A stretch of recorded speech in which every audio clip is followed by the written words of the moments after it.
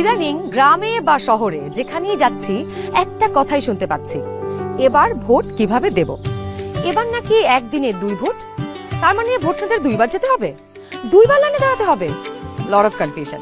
কিন্তু এই সব কিছু নিয়ে আপনার যাবতীয় দুশ্চিন্তা আজ দূর হয়ে যাবে। চলুন দেখি আগামী ত্রয়োদশ জাতীয় সংসদ নির্বাচন এবং গণভোটের দিন আমরা কিভাবে ভোট দেব। ভোটের দিন একদম সকালবেলা আপনার ভোট কেন্দ্রে চলে আসবেন।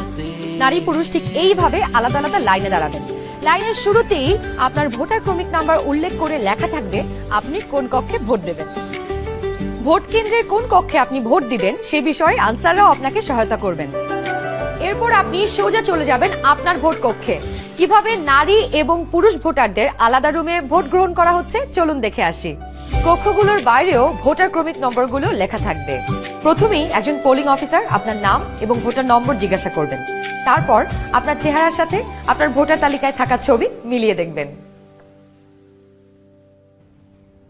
এটা আমি, এখানে একটু খারাপ আসছে ছবি। বাবার নাম আনিসুজ্জামান। ভোটার আয়শা খানম, ভোটার নং 0157। প্রথম পোলিং অফিসার আপনার নাম এবং ভোটারের ক্রমিক নম্বর জোরে উচ্চারণ করবেন, যেন কক্ষে থাকা সহকারী প্রিজাইডিং অফিসার এবং পোলিং এজেন্টরা শুনতে পারেন। এরপর দ্বিতীয় পোলিং অফিসার আপনার আঙুলে অমোচনীয় কালি লাগিয়ে দেবেন। তারপর আপনি চলে যাবেন সহকারী প্রিজাইডিং অফিসারের টেবিলে। প্রিজাইডিং অফিসার আপনার ভোটার নাম্বার লিখে আপনাকে 2টো ব্যালট পেপার দেবেন।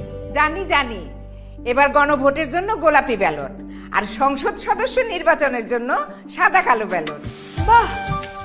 ব্যালট পেপার নেবার সময় আপনাকে স্বাক্ষর করতে হবে। আপনি চাইলে টিপসই দিতে পারেন। দেশের ছবি আপনার হাতে।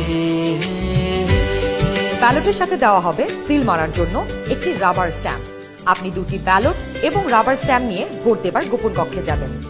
এবার কিন্তু সময় বাঁচানোর জন্য অনেক ভোট কেন্দ্রেই 2টো গোপন কক্ষ থাকবে, যাতে একই সময়ে 2জন ভোটার 2টো গোপন কক্ষে ভোট দিতে পারেন।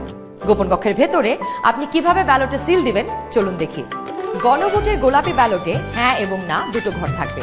সংস্কার বা পরিবর্তন চাইলে হ্যাঁতে সিল মারুন। গণভোটে আপনি হ্যাঁ দিলে সবগুলো সংস্কার পাবেন, আর না দিলে কোনো সংস্কারই পাবেন না। এরপর ব্যালটটি লম্বালম্বি ভাঁজ করুন, যেন সিলের রং অন্য ঘরে না পড়ে। এরপর আড়াআড়ি ভাঁজ করুন। সংসদ সদস্য নির্বাচনের জন্য সাদা কালো ব্যালটটিতে থাকা আপনার পছন্দের ব্যক্তি বা দলের মার্কায় সিল মারুন। সিলটি কিন্তু নির্ধারিত ঘরের বাইরে যাওয়া যাবে না। মার্কার বাইরে সিল পড়লে আপনার মহামূল্যবান ব্যালটটি বাতিল হয়ে যাবে। সিল মারার পর এই ব্যালটটিও প্রথমে লম্বালম্বি ভাঁজ করুন, যেন সিলের কালি অন্য মার্কায় না লাগে। এরপর আড়াআড়ি ভাঁজ করুন। এবার গোপন কক্ষ থেকে বের হয়ে স্ট্যাম্পটি সহকারী প্রিজাইডিং অফিসারকে ফেরত দিন এবং একই ব্যালট বক্সে 2টি ব্যালট পেপার ফেলুন। ব্যাস, হয়ে গেল একদিনে 2 ভোট। একদম সহজ, তাই না? তাহলে নিশ্চিন্তে ভোটের দিন চলে আসুন আপনার ভোট কেন্দ্রে আর ভোট দিয়ে বুঝে নিন দেশের মালিকানা, দেশের চাবি আমাদের হাতে।